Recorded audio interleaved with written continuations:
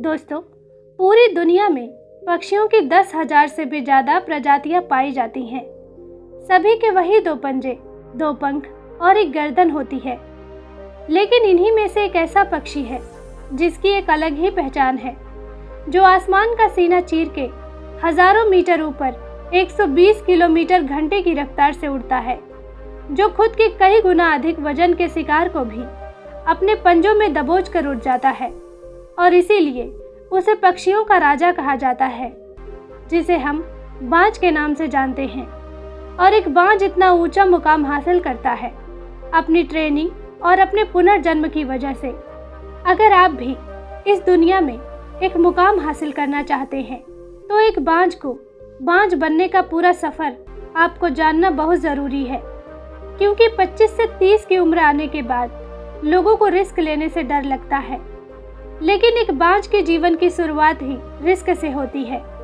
जिस उम्र में बाकी पक्षियों के बच्चे सिर्फ ची ची करना सीखते हैं, उस उम्र में एक मादा बाज अपने बच्चे को पंजे में दबोचकर हजारों मीटर आसमान की ऊंचाइयों में उड़ जाती है, उसे ये बताने के लिए कि तेरा जन्म आसमान का सीना चीर के सबसे ऊपर उड़ने के लिए हुआ है।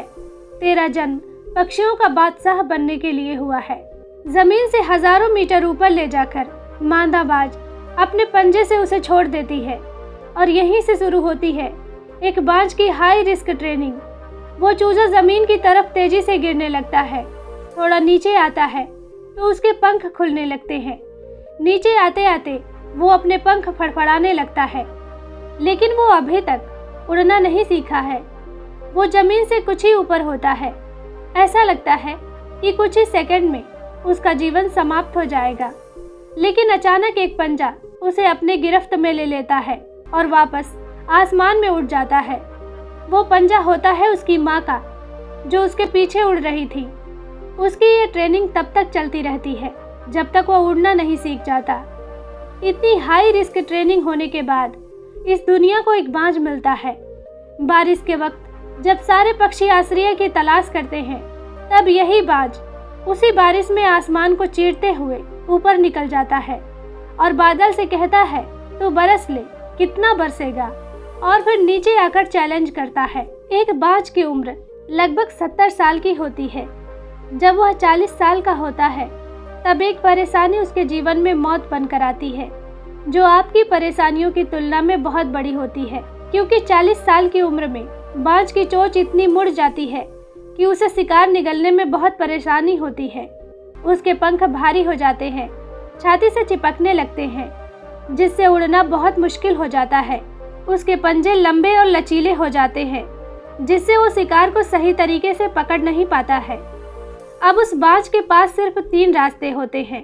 पहला, या तो वो अपने शरीर का त्याग कर सकता है। दूसरा, गिद्ध की तरह छोड़े हुए भोजन पर निर्भर हो जाए। और तीसरा, सबसे कठिन और पीड़ादायक रास्ता, अपने आप को पुनः स्थापित कर फिर से आसमान का सीना चीरकर उड़ने का। और वो इसी तीसरे रास्ते को चुनता है और अपने पास के सबसे ऊंची चोटी पर पहुंच जाता है। वहां पर अपना घोंसला बनाता है और फिर शुरू होता है परेशानियों को जड़ से उखाड़कर आसमान में उड़ने का सफर। वह अपनी चोंच को एक चट्टान पर मार मार कर तोड़ देता है, लहूलुहान हो जाता है और इंतजार करता है नई चोंच के आने का।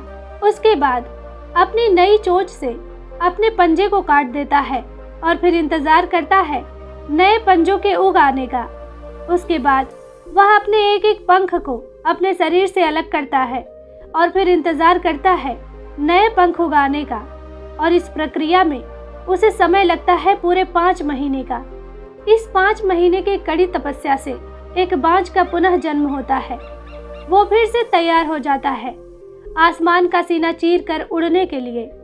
जो 3 रास्ते बाज के पास थे, वही 3 रास्ते आपके पास भी होते हैं। लेकिन कुछ लोग पहले रास्ते को चुनते हैं और परेशानियों के तले दबकर सुसाइड कर लेते हैं। ज़्यादातर लोग दूसरे रास्ते को चुनते हैं। वो परेशानियों का बोझ पड़ते ही अपने लक्ष्य को छोड़कर एक नॉर्मल लाइफ जीने लगते हैं। और कुछ वो लोग भी होते हैं जो इन परेशानियों को लात मारकर अपनी मेहनत के दम पर बाज की तरह आसमान की बुलंदियों को छूते हैं। दोस्तों, बाज की यह ट्रेनिंग हमें बहुत बड़ी सीख देती है कि अगर रिस्क लेना पड़े तो लो। अपने फील्ड में अपने आप को इतना ट्रेंड कर लो कि उस फील्ड में आपसे ऊपर उड़ने के बारे में सोचकर लोगों के पसीने छूट जाए। तभी आप अपने फील्ड के बादशाह कहलाओगे।